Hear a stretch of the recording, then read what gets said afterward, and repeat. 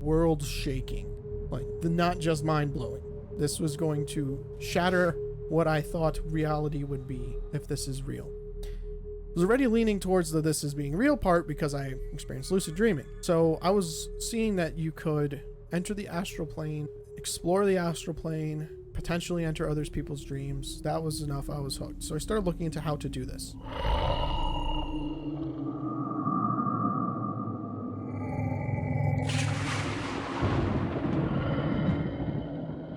Hey everyone, welcome to Beyond the Hub podcast. I'm Nick.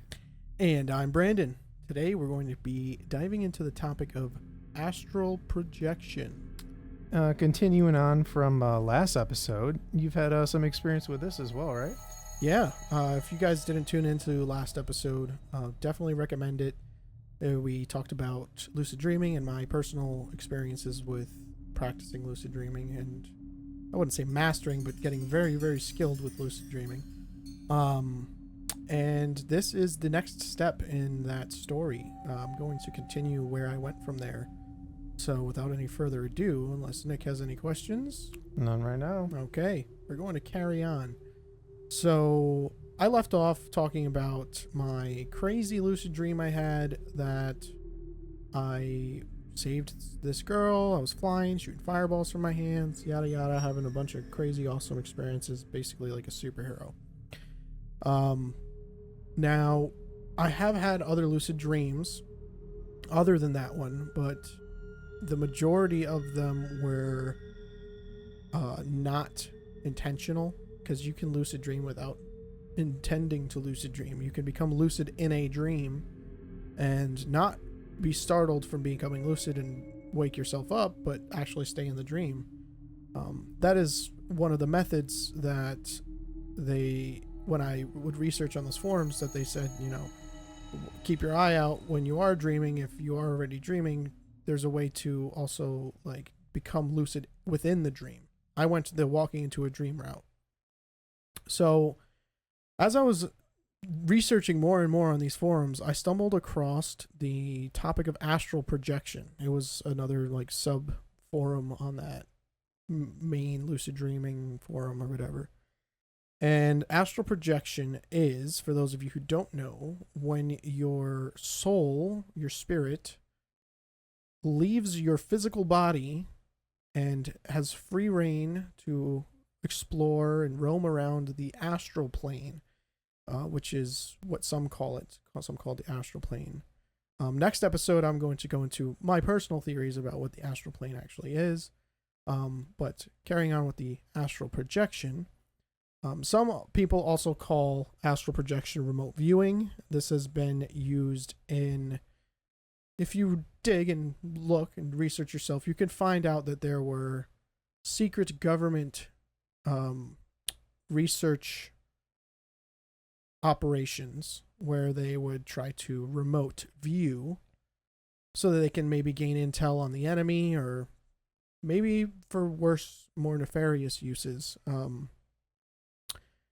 It was CIA, FBI, and other countries. What did I say? The National Socialists from in World War II. They were practicing lots of occult things, and this definitely falls into the category of occult, astral projection. So as I was wandering around on these forums and looking for more information on lucid dreaming, I stumbled across astral projection. And when I learned that you could potentially enter someone's dream from astral projecting, where you astral project and somehow, I don't know how, I never did it, but I had all the intentions to do it, enter someone else's dream in your astral form, in your astral body. Oh, I should say as your astral body, entering someone's dream and actually interact with somebody in their dream. Now, in my research, I didn't see that you can have an impact on their dream, such as, setting the scenery or influencing what happens in the dream, other than your own personal interaction with a person. So when I learned about this, I thought this would be a great next evolution of my abilities. I saw that people were saying step 1 would be to learn to lucid dream, and I was like, well, I already got that down. Step 2 is to branch off of that lucid dream process, the procedure to enter into a lucid dream, to walk into a dream, and you will yourself out of your body. And I was like, this if I thought everything before was mind-blowing, this is going to be absolutely like world shaking. Like, not just mind-blowing. This was going to shatter what I thought reality would be if this is real. I was already leaning towards the this is being real part because I experienced lucid dreaming. So I was seeing that you could enter the astral plane, explore the astral plane, potentially enter other people's dreams. That was enough. I was hooked. So I started looking into how to do this. And I stumbled across someone saying to use binaural beats. So binaural beats, I think we've mentioned in a previous episode at some point. They are specific frequencies that are played. You need to use headphones for this, preferably earbuds, but as long as you have a separation between right and left audio, it plays a different frequency or different tone in each ear. And when each ear hears those frequencies, your brain combines the frequencies together and makes this third, I think it's called a tritone. I could be using the wrong word there, but it creates a combination of these frequencies together and creates this combined frequency. That combined frequency activates something within your brain, your neurology, that tunes you into that plane of existence, the astral plane. So I did some research into looking up these binaural beats, and I found there was tons of them. Now, I don't recommend using binaural beats because later down in life, as I have learned more recently, they seem to be demonic to me. They seem to be inviting negative demonic entities into your life to influence you in some way, one shape or form, I should say. And I would definitely not recommend doing that nowadays, but they exist. There's probably tons more now because there were a lot back then. But there was there was binaural beats to help you lucid dream. There was binaural beats to help you astral project. There's binaural beats to simulate the feeling of being high on marijuana. There's binaural beats to simulate the feeling of an acid trip. There's binaural beats to simulate the feeling of cocaine. Binaural beats to simulate the feeling of drinking a cup of coffee. Like, all of these things exist. And I'm sure there's many, many more now, being that it has been 11, 12, 13 years, somewhere around there. So I found a guided meditation / binaural beat to help me astral project. This was like the short and fast, shortcut way to do this, is what I've learned back then from these forums. So I found this beat, and it was a tone in the right ear, tone in the left ear being played in the background with a very calming,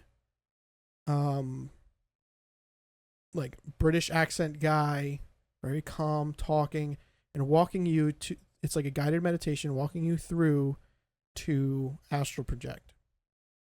So this guy's voice was basically telling me, relax this part of your body, feel the relaxation take over this area. And it was body part by body part. Start at the toes, go to your feet. The rest of your legs should feel weightless now, and going up your body to your fingertips, to your arms. Now your whole central being, your chest, up to the top of your head, like guide you through the entire process of relaxing your entire body. And I followed the instructions as he was saying, and successfully astral projected the first time.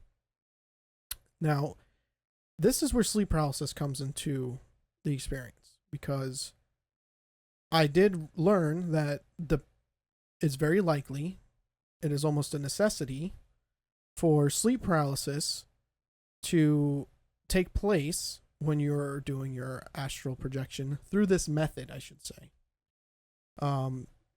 With the guided meditation, you feel your body relaxing body part by body part, and then all of a sudden you're still conscious through this whole thing.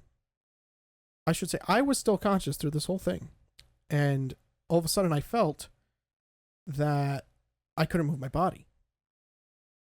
And I tried out of curiosity if I was truly relaxed, and I couldn't. So a little tiny fear started setting in of like, oh man, I can't move, and I'm conscious right now.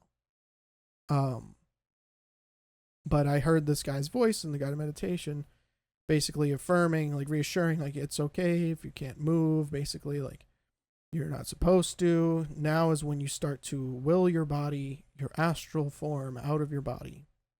And so I like calmed myself down, and basically climbed out of my body. I was laying down on my bed, and I have to set the scenery a little bit for you guys so you can see how I confirmed that this is an astral projection experience and not just a dream.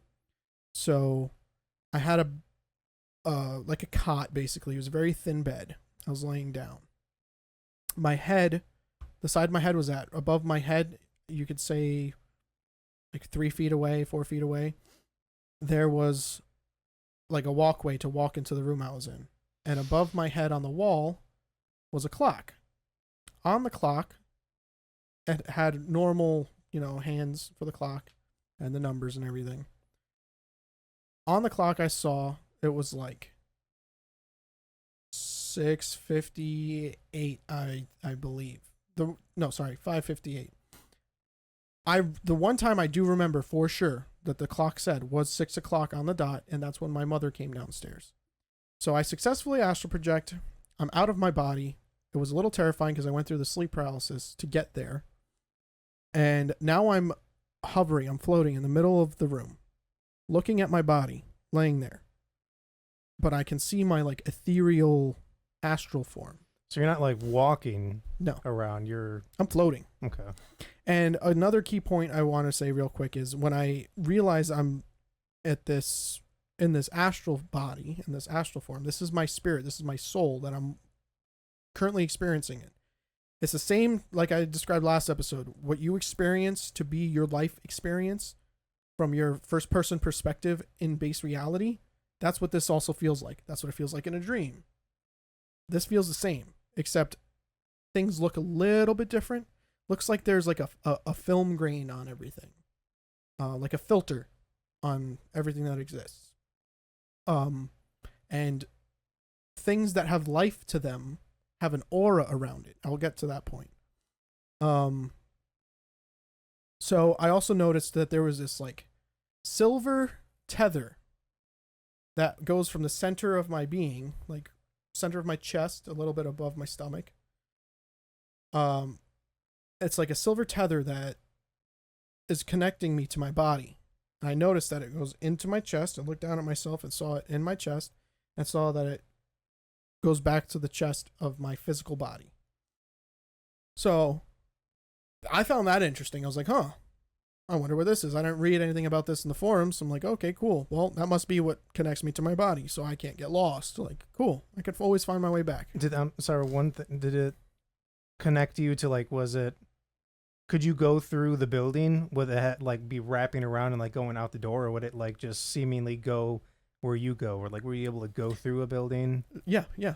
Oh, I'm gonna get there. So there's this so the silver tether, it lengthens and shortens. It contracts and grows, whatever proper terminology for it is. I'll just say lengthens and shortens as what is necessary for how far you are. So like if I were to go 20 feet away, it would grow with me 20 feet.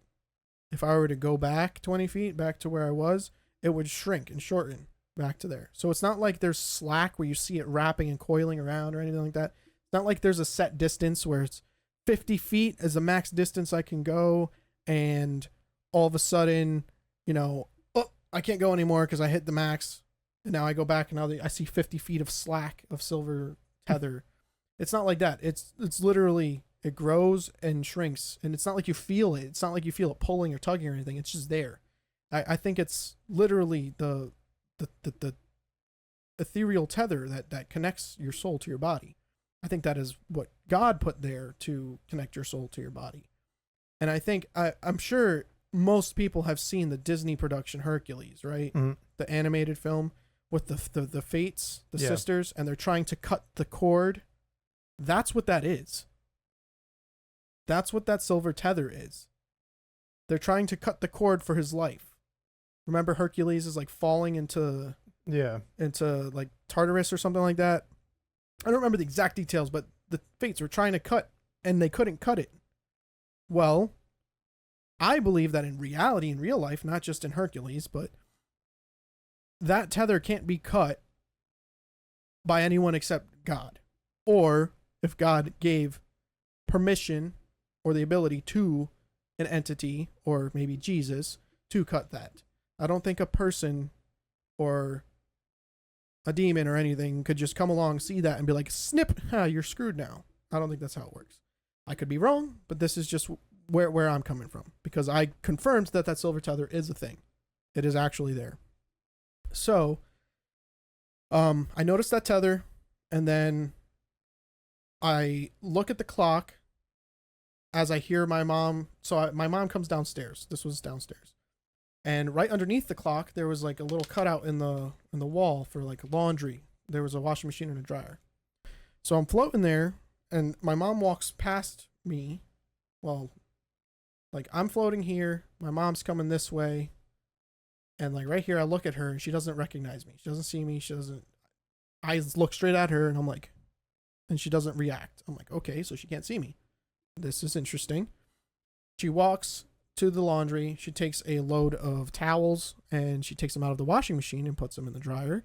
She takes a load of whites, socks, underwear, t-shirts, stuff like that, puts them into the washing machine. And at this point, when she came downstairs to do this, that is when I actually looked at the clock and noticed that it was 6 o'clock on the dot, which makes sense because that is when my mom would wake up. Around that time, she'd wake up anywhere between 5:50 and 6 o'clock, and she'd go downstairs, throw in the laundry. This was her morning routine. Take care of whatever laundry was left in overnight, throw in a new load, go upstairs and have her start of the day cup of coffee. And so she gets to the washing machine, does the swap, goes back upstairs. Now that is key information that I needed you guys to know, because that is how I confirmed that this was a real experience. This wasn't just a dream. So I noticed the clock time, the things that my mother did. Those are the two things right there that I'm going to get to at the end of this. So then I went, after my mom went back upstairs, I said, okay, well, let's see what this is about. I wanted to travel to where my best friend, my best friend at the time, where he was. I don't know where he was. I don't know how I thought this was going to work, but he was away in basic training. And I thought it would be an amazing, hilarious experience to enter his dream and have an experience with him in his dream, and then write him a letter saying, hey, remember that crazy dream you had with where we did, blah, blah, blah. And that would just blow his mind. Like, how does he know what I dreamt about? Like, and if somebody's in basic training, you can only write them letters. Maybe you get a phone call or two nowadays. I don't know. I wasn't able to at the time. I just had to write him letters, and he wrote back to me. After a certain amount of time, like 8 weeks or so. Okay. So he went away. This was like 2 or 3 weeks into him leaving. This was also what really intrigued me about the being able to enter other people's dreams aspect was, my best friend's gone. I could enter his dream. This would be amazing. What a funny story to tell, and a great way to say, look at this cool new ability I got. You have no idea, man. So that's what I was going to do. So anyway, I levitated through the ceiling onto the second floor of my house, and then through the roof of my house. Now I'm floating above my house, and I just go straight through things like Danny Phantom ghosts going ghost type stuff. Like you just phase through it. That silver tether was still there. It just grew with me. It lengthened to accommodate wherever I was going. And now I'm levitating above my house. I'd say I'm above the tree line, and there were trees taller than my house. It was a 2-story house, so I'm probably gonna say I was definitely 30 to 40 feet above the tree line, the top of the trees. So we'll go from there. I was like 30, 40 feet above the tree line. And that's when it hit me all of a sudden. I'm like, okay, well, first of all, the levitating is exactly the same as it is in the dream. It's your willpower. You will yourself to move. You will yourself. I willed myself. I thought it and it happened. I willed myself to levitate through the different tiers of my house, different floors, through the roof. Now I'm above the trees. And I noticed also that the tree lines, the top of the trees, had an aura to it. And I saw a bird fly by, and that had an aura around it, like this weird iridescent aura shine. It's very hard to describe. Iridescence the best way, but they also had their like certain base colors in the iridescence. So like the tree's base color was green. That was the most prominent color in the iridescent shine, but it was still like this iridescent rainbow pearly kind of, like a pearl shines and it's kind of like a rainbow. It's like that, but like rays of it emanating an aura off of every living thing, on only living things, because I looked at my house and there was nothing coming off of it. So it was only living things, and it had a base color around it. And I don't know if that base color was based on what the object's real color is in reality, because the tree was kind of green and the birds was kind of like the color of the bird. But it's mainly this iridescent shine. So I realized that, and then I also realized like, oh, well, I realized I can do this now. I've learned how to astral project. This is awesome. I guess I'll just touch base, go back to my body, and do more research on how to actually travel somewhere where I don't know exactly where it is, if that's even possible. Maybe there's a different way I could get into his dream without having to travel all the way across the world over to him and enter his dream. I don't know how it works, but I heard it's possible. So far, so many things have confirmed for me that I'm on the right track. So I start descending back through my house, through the different levels of my house, and I get back to floating right in front of my body. And when I get to my body, there is this blacker than black, darkest shade of black you could ever imagine figure standing at my head, standing above my head, kind of like hulking over me. Except he's, when I approach the scene, when I get back to my body, he's looking at my body and he's caressing my face. And once I get right in front of him, he looks at me, or it looks at me. I don't know if it's a he or she. I think it's a he. It looks at me and it's got this Cheshire cat type grin and maybe Jokerish type grin. It's very evil looking, and it like shakes its head at me and it's just like and then I can't get back into my body. I'm like stuck. I'm trying to push past. I can't. I start panicking. I start freaking out. Like, what is this? What is this outside my body? Is this a demon? I have no idea what this is. I think it's a demon. Something in my core of my existence is telling me it's a demon. I have never been more terrified in my entire life. I felt more fear in this astral body. Emotions are very real when you're still in this astral form, in this astral plane. I felt more fear in that moment than I did in my entire life, throughout my entire life up until that point, and still to date. I've never felt, it's like dread. It's not just fear. It's dread. It's doom. It's like it's all over. It's like I just felt like I was doomed. I couldn't, and initially I thought it was because I wasn't going to be able to get it back into my body. But after I eventually did, I realized that that might just be the emotion that you feel when you're coming face to face with a demonic entity. So it's like taunting me, not letting me back into my body. And I'm trying to push past this invisible wall that I can't see. I don't feel it, but it's like there's an invisible force field and I can't push past it. And I eventually, not too long, probably about a minute realistically of me like freaking out and panicking and trying to push, it just wisps away. It turns into this smoke and goes away, and I'm able to push through and get back into my body.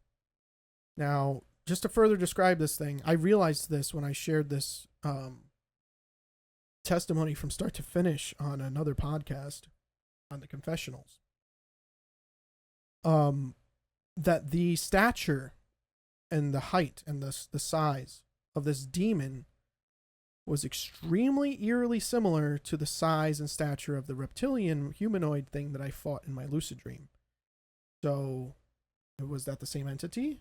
Was that in my dream, disguising itself as that, presenting itself as that? Was it tempting me to further my practices into this occult stuff so that it could get a hold on me? I don't know. That's a theory I have now because I put it together. It was about the same height, the same build.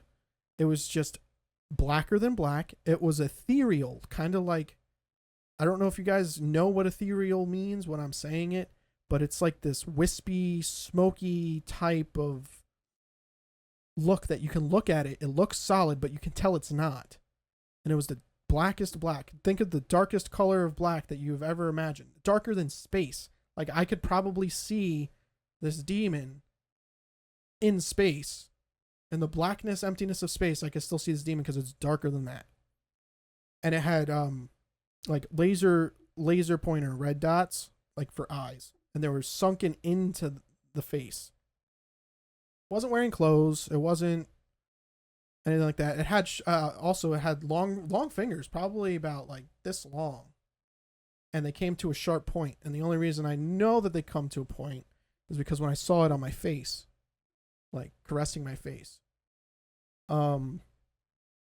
And so yeah, I get back to my body. I think that's about the most description I could give. Did it try to speak to you? It did not there. It has not in the second experience, and it has not in the third, but I did make a sound in the third experience. I didn't want to talk to it though. So if it tried to talk to me, I don't know if I would have answered it or not, but I wasn't going to initiate the communication. I didn't want to. I wanted it to be gone. Like I said, that feeling of dread. It's doom. It just feel doomed. So I got back to my body and I woke up panting, like freaking out, like, oh my God, what was that? I have no idea. So the first thing I thought of was to confirm if that was a dream or if it was really astral projection. So I ran upstairs, and probably about somewhere around 6:10 at this point. It wasn't longer than a couple minutes after my mom went upstairs. And I run upstairs and I asked my mom, "Hey mom, did you come downstairs at 6:00 today?" And she's like, "Yeah." I'm like, "Okay, did you throw the towels in the dryer and a load of whites into the washing machine?" And she said, "Yeah." "Did you mess with my laundry?" I'm like, "No, I was just wondering." She's like, "You were sleeping. Did I wake you up?" I'm like, No. I was just wondering." She's like, "Why are you asking such weird questions?" I'm like, "No reason. Okay, I gotta go." And then I ran back downstairs and I was like, "Well, that's it." She confirmed 6:00. She confirmed what she did. I saw her do it. That was the remote viewing aspect of it. I saw what was really happening in the real world around my body, around reality, with this astral plane that's layered on top, which is why when we've talked in other episodes, when I said about different dimensions and planes of existence and realms, my personal experiences are why I have the beliefs I have, because I experienced firsthand that another realm of existence, the astral plane, is just layered on top of our reality, and it's happening simultaneously. So there's stuff that happens around us all the time that we don't see, we don't know, we can't see it, hear it, smell it, touch it. None of our senses are tuned into this, but it's happening. The only sense that you might have that might be tuned into it is a spiritual sense, like that sixth sense that people have when you get your gut feeling that something's wrong, or you get that chill in the back of your neck that something is awry around you or behind you. And I don't think that that's necessarily where all like ghost activity happens or anything like that, but I think it is a heavily active area of the paranormal. So after this experience, I swore off of ever astral projecting again. So I've never willingly done it again, ever, to this day. It terrified me. And I go about, I want to say about, oh man, how many months was it? Probably 3 or 4 months later. I don't see this demon ever again. Well, not ever. I don't see this demon again while I'm living at my mom's house. But shortly after that, I end up getting kicked out of my mom's house, and my dad offers for me to move in with him. Hold on, I need to grab some water. Yeah, go ahead. I do want to bring up, like, how crazy of an experiment would it be to have someone try to astral project, and then like me using like what the spirit box device and seeing if you could speak in that realm and you're able to capture it through that other device. That would be a crazy freaking experiment. And if I was still practicing astral projection, I would participate. Could you talk in there? Yeah. Yeah. I felt like I could, but I never talked to anybody or anything. How nuts would that be? Like, you found me, I'm using that device that can supposedly tap in through the frequencies, and I'm like, hey, Brandon, you're like, hey, what's up? Dude. That would be crazy. And if, I don't know, that would make me also think, like, is that device capturing reality, like real things, if you weren't able to capture me? Or maybe it's just not tuning into that. I don't know. Like, that would open so many more questions, but also give us an answer about that initial question in the first place. But I don't know. That would be crazy. I don't want to do it. I do, but I don't. I don't want to be the one to do it. I want other people to do it, and then hopefully the people who do it can beg for forgiveness from God the Father to not mess with them or whatever, because they open any doors. Like, and who knows? Maybe the agencies and secret operations that were happening where they were doing these experiments and experimenting with remote viewing, maybe they've done stuff like that. Because they've even done experiments where they've had multiple people do DMT at the same time in the same room and experience the same kind of trip. Like, I think they had a room with like 8 to 10 people. They all do DMT. They all blast off because they do a lot of it. And they all have a joint experience together, which is like more evidence that DMT isn't just like some drug that's making you hallucinate, that you're actually traveling somewhere and experiencing something with other people who are experiencing the same thing and have the same memories from what it's like. You don't hear experiences of 2 people getting together and smoking weed and being like, dude, that was crazy, we went to the moon together.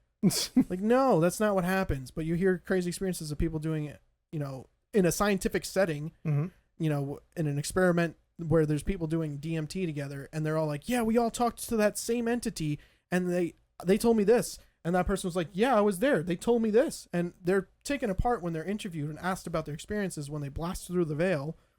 And their stories are combined together, compared against one another, and they match. They line up. They're the same.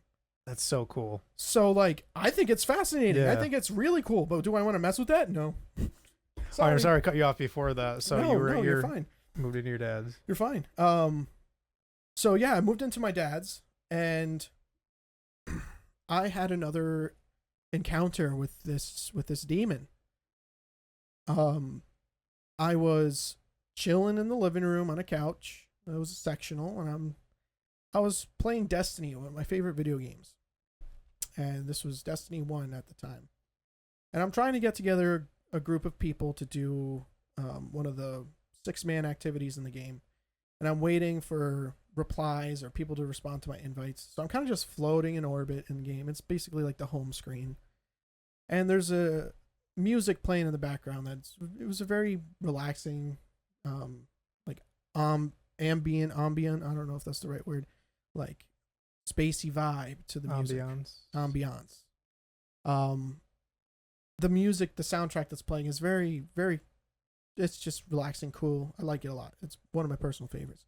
So I also worked overnights and at the time, and this was around the time of day, it's like 6-7 p.m. where I would take a nap before work. I just didn't happen to not work this night. It was a day off. So I'm chilling on the couch and I end up dozing off. And I doze off like with my head nodding back. And I got like the controller sitting in my lap. And all of a sudden, as I doze off, I'm looking at my body on the couch, slumped back. But I'm in the back corner, so it's behind myself to the right, back corner of the living room, looking at my body. And I'm like, oh no. Instantly filled with dread. And I start freaking out. Like, I never wanted to do this again. Why am I doing this? I didn't want to do this. I didn't mean to do this. So this is an unintentional astral projection experience. So I do believe that this can happen to people without even learning how to do it, without even practicing how to do this, without having any idea of what's going on. They could experience this. Because I didn't willingly do this time. And I see my body, and this demon comes into the apartment up the stairs and comes behind my behind the couch and materializes itself behind me, behind my physical body. And then it looks up at me in the corner.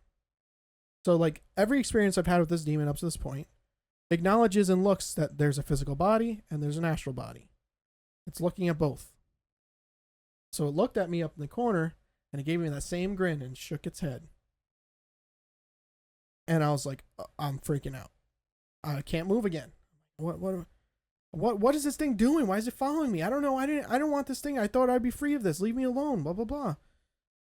And as I'm freaking out, all of a sudden I end up back in my body. It's just snap of a finger. Like my perspective goes from seeing him over my body to now I'm staring him face to face. Because my head's knocked back. And he's above me. And he's staring at me right into my face. And he caresses my face. And this time I'm in my body when he's doing this. But I'm sleep paralysis now. I'm in sleep paralysis mode. Where I can see everything around me. I can't talk. I can't move. I can think. I can want to say things. I can want to try to move, but nothing's happening. And he starts rubbing his fingers, his clawy fingers. Just to get ahead of it, he didn't leave any scratch marks on my face. He didn't scratch me or dig deep enough for any of that. But he rubs his fingers across my face.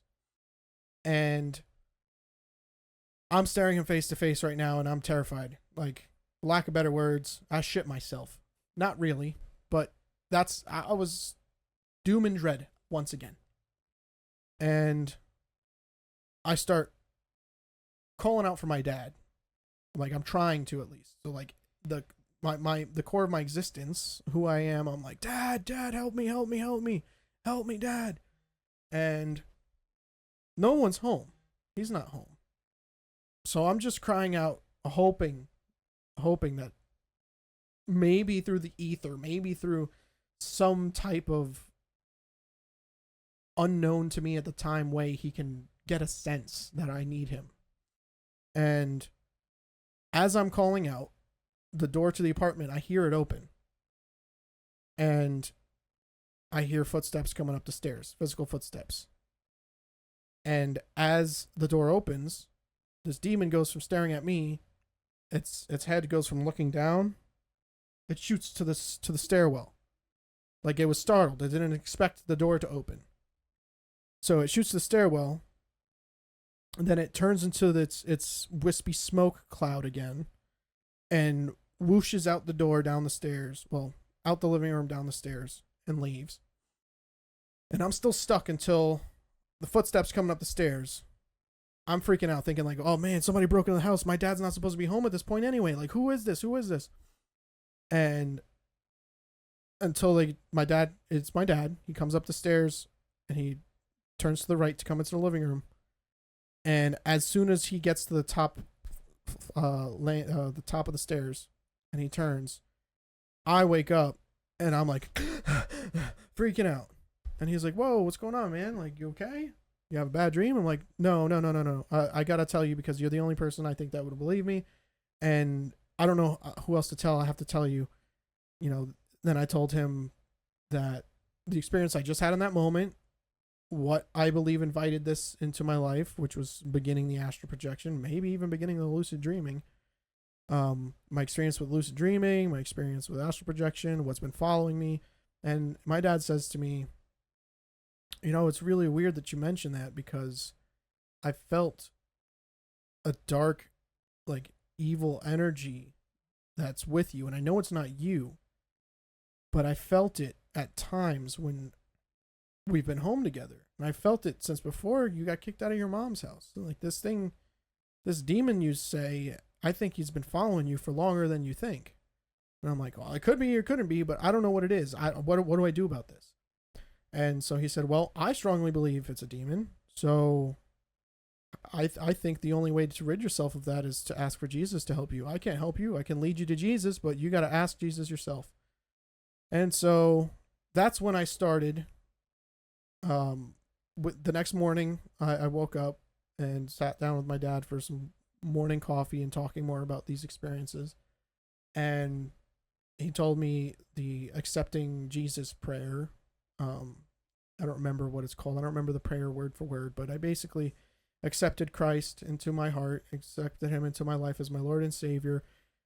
And I gave my life to him wholeheartedly, wanting him to save me from this. Save me. If you've died for my sins, then please save me from this. And when I said this prayer, I actually felt like something really hot, like a fire burning, not in like a painful way, but the best way I could describe it was like a fire burning, like energy from the center of my chest, right where that tether, that silver tether is, the same place on my physical body. I felt it emanate from there after I said the prayer, and I felt it go through my entire body, to my fingertips, to my toes, to my head. It was like the opposite of what I felt when I was putting myself into that guided meditation into astral projection where each body part was being relaxed. This was like an awakening. Like the Holy Spirit entered my body and filled me up, and I'm good now. It felt the opposite of dread. It felt like love. It felt like warmth. It just felt amazing. It's very, very hard to describe it. And so from that moment, I decided I was going to actually give my life to Jesus, not just say it, like to get free from this. I genuinely meant it. And I started going to church with my father on Sundays. And admittedly, I was a lukewarm Christian back then. I wasn't reading the Bible. I was like, "Oh, I don't want to. I'll just go to church every Sunday. That's all I'll do. That's when I'm working on my relationship with God." And Jesus still had the grace to save me from this demon, even though I was convincing myself I was wholehearted about it, but admittedly, my heart was not wholly in it. I genuinely wanted to be, but I didn't put forth the effort to try. Like the number one thing would be for me to actually read the Bible and learn more about what's going on here, because ever since I have read the Bible, I have learned more about what this dream realm is, what these experiences I'm having are, what these spirits that people are interacting with actually are. So there's one other time, fast forwarding. This video is pretty long today, so I'm going to tie up the loose ends here. There's one other time I came face to face with this after I accepted Jesus, and I was home alone in the same apartment, but this time I took over the apartment. My dad moved out, and my wife, but she was my girlfriend at the time, she moved in, and she wasn't home. I was just getting off of work, a night shift, a grave shift. I was getting home at 6 o'clock in the morning, and typically I would go take a nap in the morning for a couple hours. So I'd nap in the morning a couple hours, wake up, take care of stuff in the day, nap before work for a couple hours. So it was probably around 6:30. I'm going to sleep. 6:30 in the morning. But I had blackout curtains in my room so I could sleep. So my room's pitch black. And my wife wasn't home. My girlfriend at the time. She wasn't home. She was at work. She worked a morning shift. So it's just me home alone, going to sleep. And instantly, as I'm falling asleep, I'm sleep paralysis. I'm in sleep paralysis again. Can't move. I start freaking out. I'm not astral projecting this time. I'm just stuck. But I see everything around me. I see my entire surroundings. And I see the demon, which is the same demon every time, coming from the corner of the room in front of me this time. So if I'm laying down on the bed, it's coming from where my feet are. And it's just like crawling out of the wall, the corner of the wall. And it's like materializing out in front of from the wall. And it comes on top of me. And it starts pushing on my chest. It's like leaning on my chest, both hands. And I feel it, and I feel like I'm suffocating, and I can't breathe. And then its hands move up to my neck. And it starts really, really, really, I think it's genuinely was trying to kill me. And I start trying to call out to Jesus. I'm like, Jesus, why? Why am I suffering like this? Why is this happening again? I thought you saved me. Didn't you save me? What am I doing wrong? What do I need to do? I'm just thinking desperately, like, Jesus, please save me. Please save me. Please save me. Please save me. I don't want this anymore. I don't want any part of this. Please save me from this. And I'm trying so hard to fight through. I'm stuck. I can't talk. My mouth won't move. And as I'm trying so hard, I'm just like, you know what? Jesus, I gave my life to you. You are my Savior. You are my Lord and Savior. My soul belongs to you, not to this demon. And so I started just repeating, Jesus, my soul belongs to you. You're my Lord and Savior. Jesus, my soul belongs to you. You are my Lord and Savior. And I'm repeating this, but screaming, trying to scream. In my head, I'm screaming this. If it was a telepathic communication, which I believe it kind of was, I was screaming it. And as I'm saying this over and over again, by the third or fourth time, the demon starts like backing up and releasing from my neck. And then it sits up. And it looks shocked, scared. Like I actually got through to Jesus, and Jesus is actually stepping in front of this now and saving me.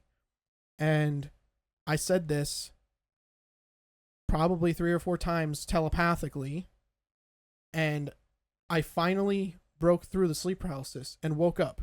And I sat straight up, and I saw this demon in real life, as clear as day, as I can see Nick sitting right next to me right now. After I was after I was sleeping in the sleep paralysis mode, I woke up, broke through the sleep paralysis, and stared at it face to face, and screamed at it, "Jesus is my Lord and Savior. He died for my sins. My soul belongs to him." But I screamed that at it passionately and heartfelt, and it evaporated before my eyes, writhing in pain, screaming, disappearing before my eyes, never to be seen again. Ever. Till, like, up to this day, today. I've still never seen this again since 10 years ago, maybe. 10, 11 years ago. I was 19 or 20 when this happened.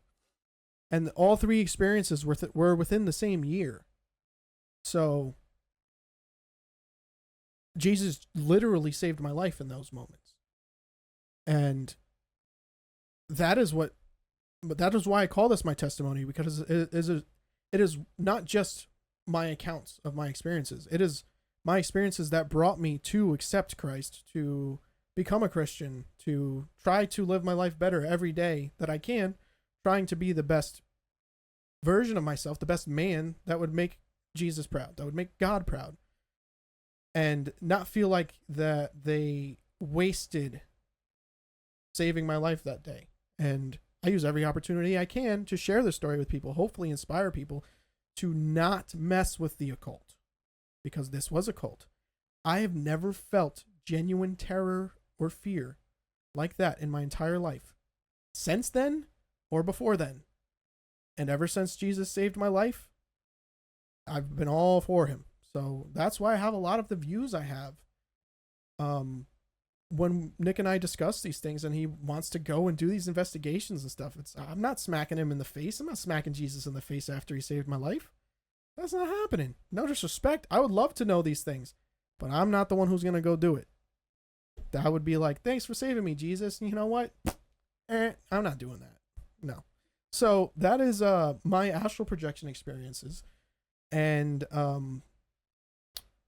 why I highly recommend that you do not do it yourself, even though it does sound amazing. And I will admit it was amazing the first time I did it till I saw that demon. So yeah. Thanks for sharing that. Yeah. What about any questions you got for anything that came up besides that silver tether? Because I know that's a very interesting part for a lot of people. I know. I wanted to. When your dad came home, did he ever tell you why he came home early that day? No, he was supposed to. So I don't think he'd be too upset with this, but my dad was an alcoholic, so he was going to Alcoholics Anonymous meetings. And typically after the AA meetings, he would stay after and talk with his sponsor or people he was sponsoring, and they might catch up, help each other out with what the challenges they've been going through in life at that current point. And I wasn't expecting him home by then because typically he would be out later. And at AA meetings, typically an hour, and he'd be home somewhere. Let's say it was at 7:00. He would be done at 8, but then he'd chill and hang around for like another hour talking to people. Yeah. And he'd get home at like 9:30. This one meeting, he just so happened to go to the meeting and come home. So it wasn't anything particular. That I thought maybe he might have heard me like telepathically or something, but he didn't come up the stairs rushing like I was in need of anything. He just walked up the stairs at his normal pace, like nothing's going on. But he did happen to come home at the time you needed. He did happen to come home at the time I needed him. And that the demon did leave. Like it was scared of him or fearful of being caught when he did walk up the stairs. So I don't know. I don't know if that has anything to do with it. I'd like to think so, but might never know, honestly. I had a question about the tether thing, but I forgot it right now. I don't know if you explained it well enough. But I mean, all the stuff that you've gone through, others have gone through too. Like in history, yeah, this has been known to occur. Yeah. I mean, there's texts from like ancient Egypt. Yeah, I think absolutely ancient Egypt. I think the pyramids were used in these type of rituals and stuff too.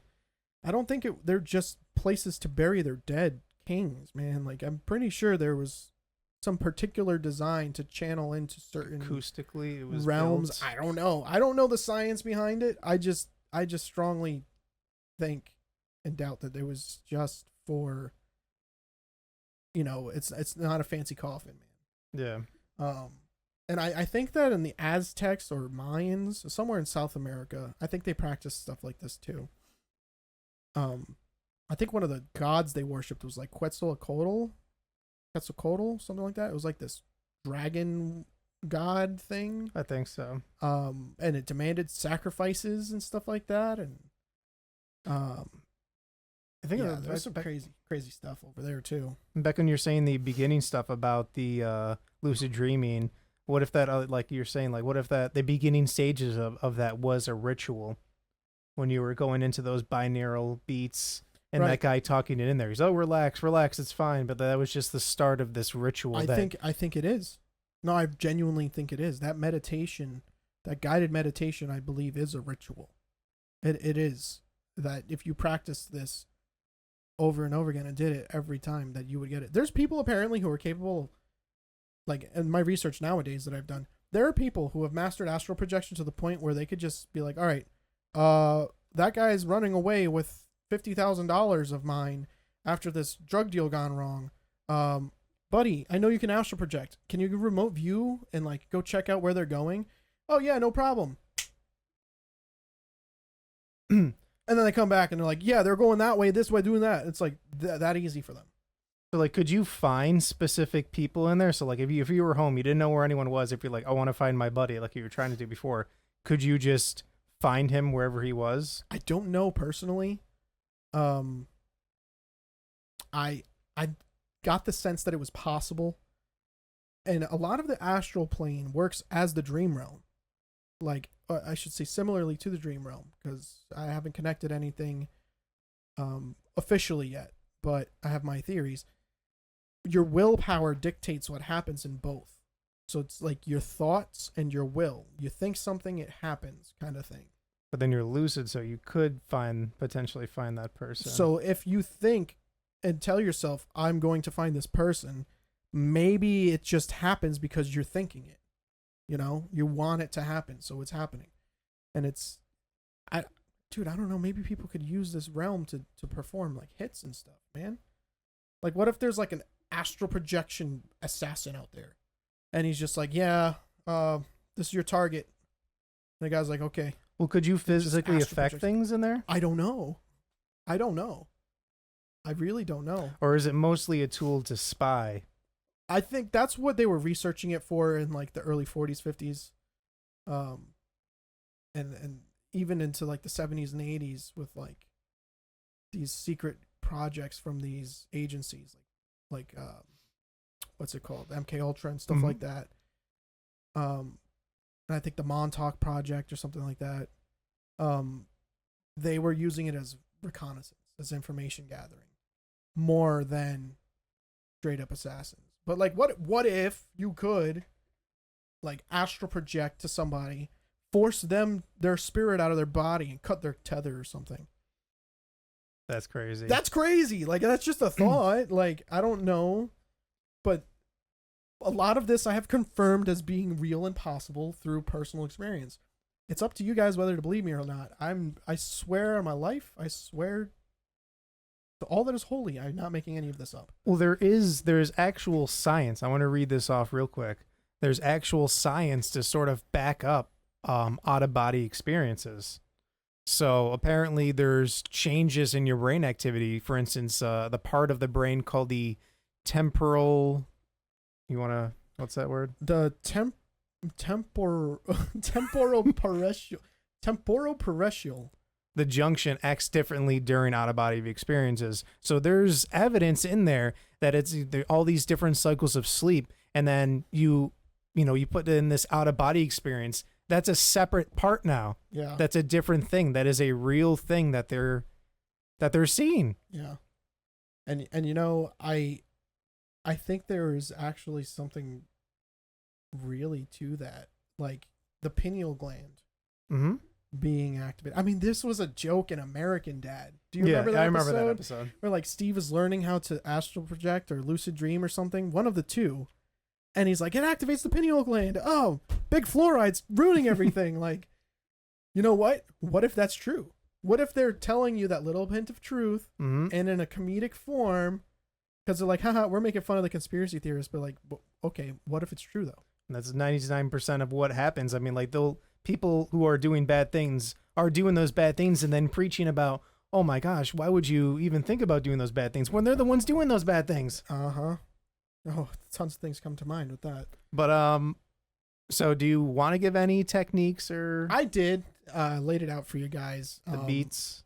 The binaural beats is the guaranteed binaural. So like neural network, and B-I, I think it's BINAURAL, binaural beats. If you're interested, please don't do it. Please don't do it. You have your own free will. Hey, maybe you'll encounter God and he'll smack you in the face and be like, what are you doing? Brandon told you not to do this. Just be careful. Whatever you do, be careful. I don't condone it, but I had to share these experiences and stories with you guys. I was so excited. The biggest reason why I even got involved with the show was to be able to eventually share these stories with you, and that was 7 months ago. So it's been quite a while that I've been sitting on these things, and I'm very happy to be able to share these experiences with you guys and hope that you enjoyed them.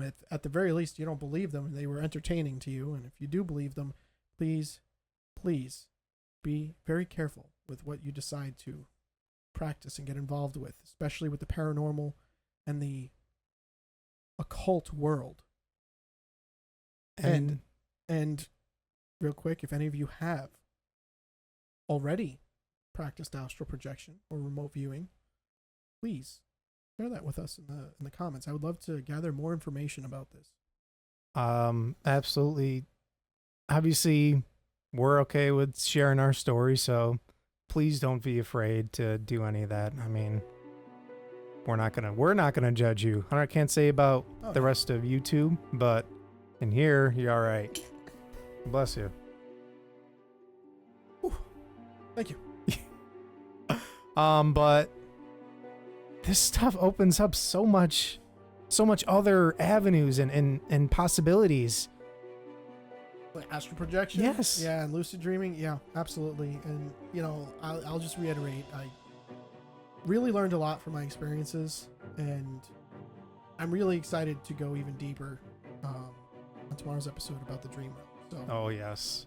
That's going to be good. I want to thank you all for being here. Truly, we love having you here.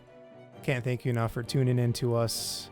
But don't forget to like, comment, and subscribe. And we're almost at 1,200 people. That's a lot of people.